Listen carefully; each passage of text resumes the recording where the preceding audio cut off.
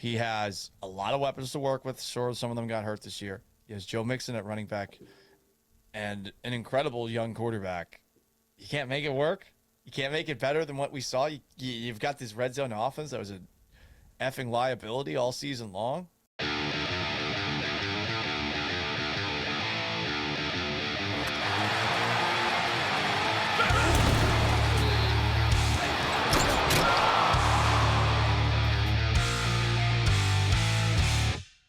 A lot of people are very interested in the future of many things on this team, whether it's the roster or the coaching staff.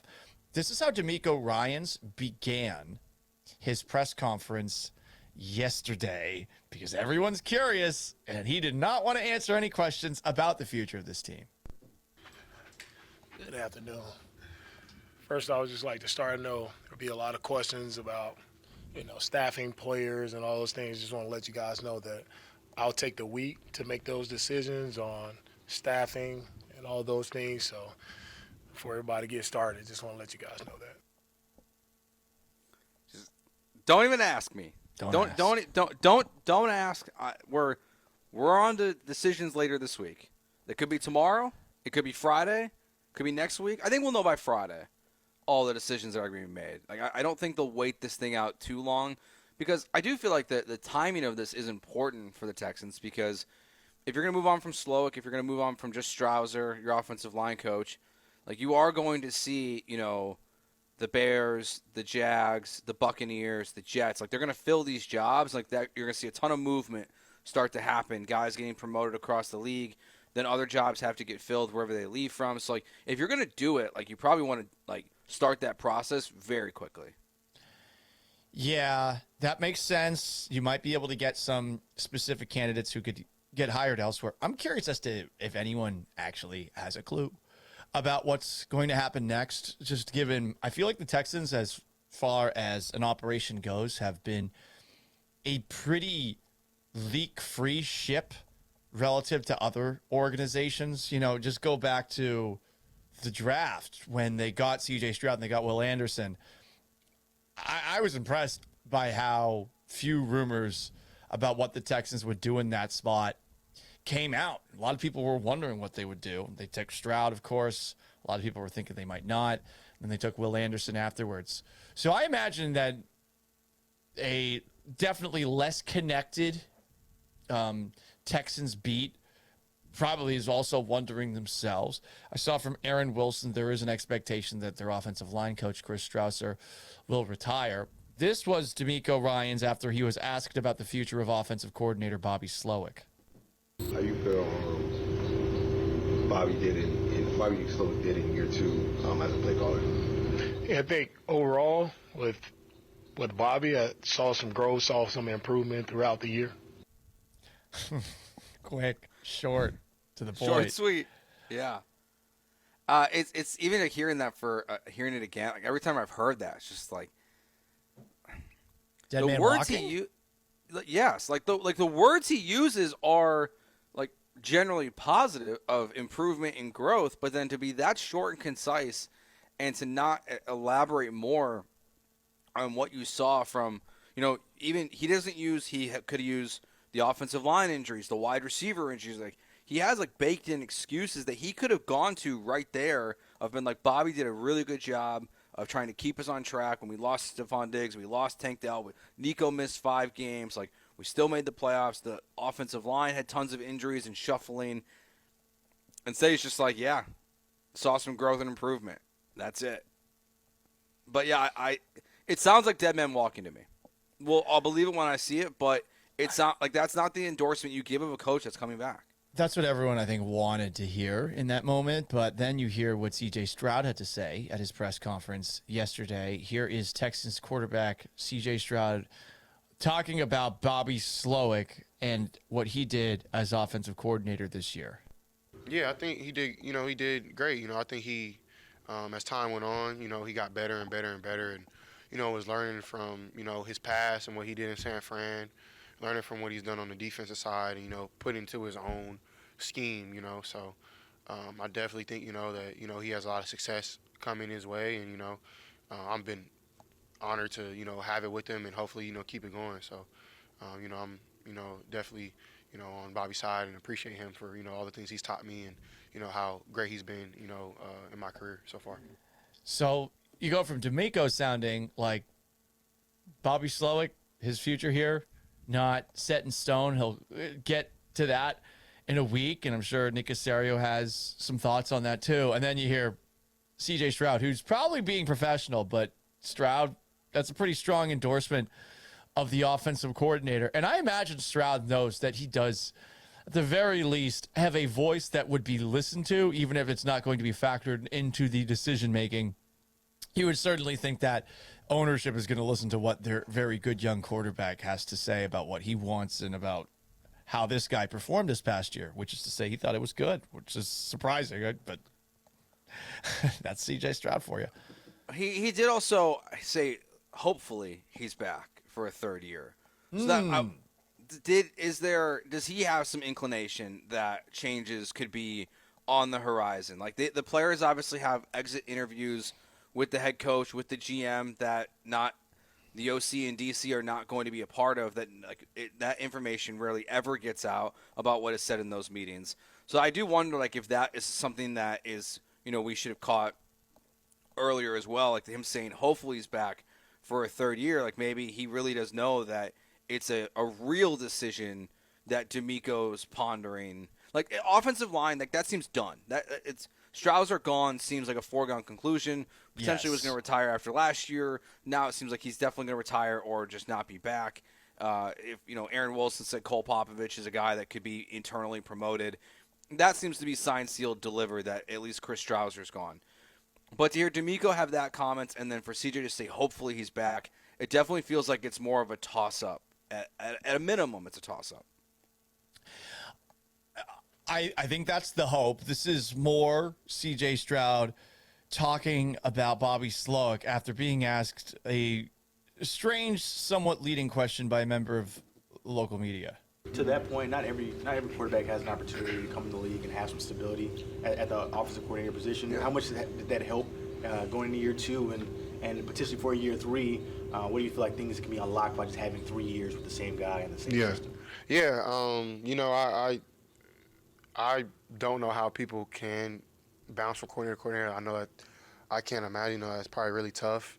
So I definitely don't recommend that. I definitely think you can find a rapport with a guy and build that. Do it to the best of your ability. It would be great. To have 3 years with that same scheme. That same type of X's and O's and things like that would be great. So, yeah. I mean, is the scheme going to improve? Is it going to get better? Or did you get more of a feel for what it's always going to be? I tend to think it's the latter. And to put this all on Bobby Slowik, the offensive struggles this season, I think that is a little bit unfair. At the same time, I am really wondering about how much better Bobby Slowik is just going to get. He has a lot of weapons to work with. Sure, some of them got hurt this year. He has Joe Mixon at running back and an incredible young quarterback. You can't make it work. You can't make it better than what we saw. You've got this red zone offense that was a effing liability all season long. No, I mean, if you're a good offensive coordinator, you should be able to adjust. I saw DJ Biemi tweeting a little bit earlier about how the Texans kind of changed and Bobby changed his approach with some of the stylistic run plays for Joe Mixon in these last 2 games of the playoffs, and that it was a very different performance than we've seen from this team to fit the current construction of your offensive line. But that's not something that should take until you get to the playoffs to change. And that's where I wonder about the limitations of Bobby Slowik, is that when it's someone else's offense and you're only in year 2 of play calling, what is your ability to adapt and change things? Because we see teams get stagnant all the time in the NFL. Yes. We've seen, think back to the Rams the year they went to the Super Bowl. The Rams got stuffed by the Bears at a regular season game, and it derailed their season, it looked like, for 2 weeks, and eventually it caught up to them in the Super Bowl. But Sean McVay and Jared Goff pivoted. We see teams all the time. Look how much Andy Reid has adjusted with Patrick Mahomes. Like, they've gone from Tyreek Hill and good running backs to lesser running backs and way lesser talent at wide receiver, a slower version of Travis Kelce. And what do? They keep just humming along. And like we've seen the Baltimore Ravens go from heavy Lamar Jackson's going to run to more in the pocket. Like, you have to pivot and adjust. And it feels like Bobby couldn't do that this season. And like, that's for me where the criticism comes from, is if you're a great offensive coordinator, like, you should be able to change. And I just didn't feel like we saw any change this year. It just felt like there was trying no to do the adaptation. same thing over and over. Yeah. Right. And I mean, some of that is on the players. Like, the players are the ones that sure. are out there. And I do wonder just about the level of want from the Texans offensive linemen.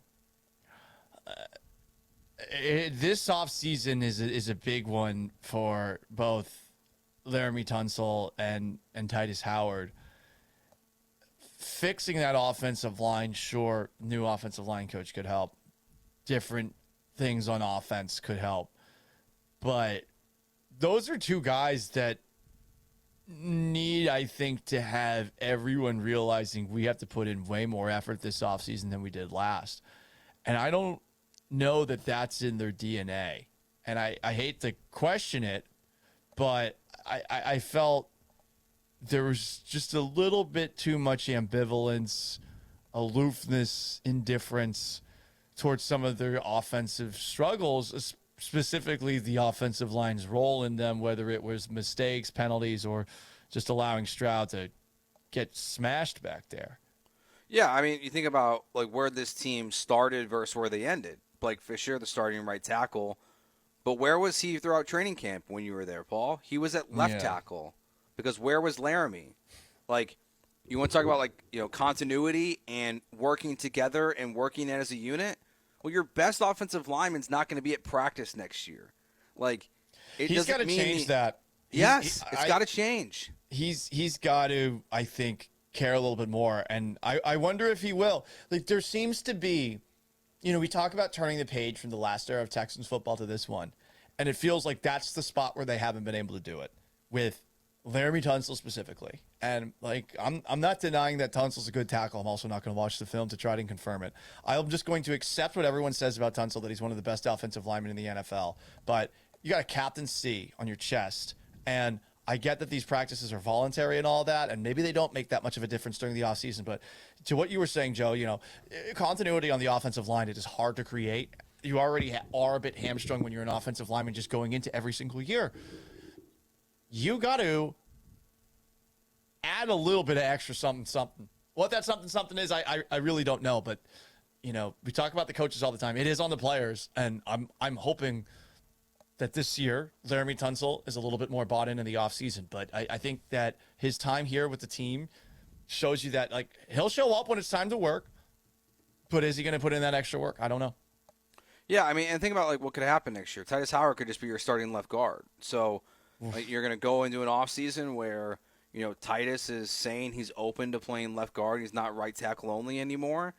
So you want Titus and Laramie next to each other as much as humanly possible. We all think and are kind of hoping that C.J. Stroud will take command of calling out protections this year versus Juice Scruggs or Jared Patterson doing it. So that's another new thing that, like, this group needs to constantly be getting used to. And like, you think about the reps that they can get in practice, there's no group better equipped to get great reps on every single day than the offensive line because of how damn good your defensive line is. Like, you're going against dudes on every single snap, no matter if your starters or backups are in.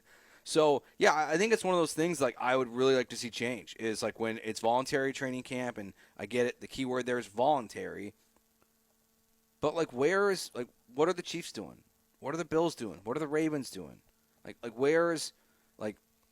do you want to be like Aaron Rodgers, who's, like, never there for things, and then things don't go well, and it's like, oh, well, like, it's no big deal until it's a big deal. Like, be at camp, and that should be the expectation. And if you're going to have a C on your chest, I agree with you. Like, you should probably be at everything that's voluntary, too.